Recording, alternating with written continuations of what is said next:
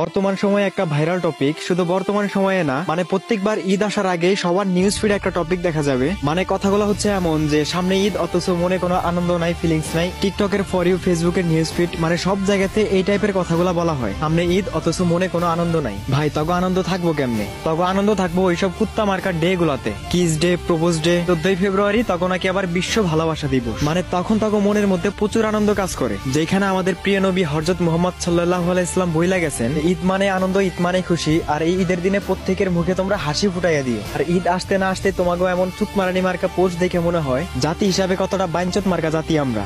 হালাল কোনো কাজে আমাদের মনে কোনো আনন্দ থাকে না, আর হারাম কাজগুলোতে আনন্দের কোনো অভাব হয় না। ফেসবুকে, টিকটকে এইসব বস্তি মার্কা পোস্ট বাদ দিয়া অন্তত ঈদের দিনটাতে সবাই পরিবার প্রিয়জনদের সাথে হাসি খুশি ভাবে সময়টা কাটায় দিও। ভালো থাকে সবাই, আল্লাহ হাফেজ। ভুল কিছু বললে ক্ষমার দৃষ্টিতে দেখো।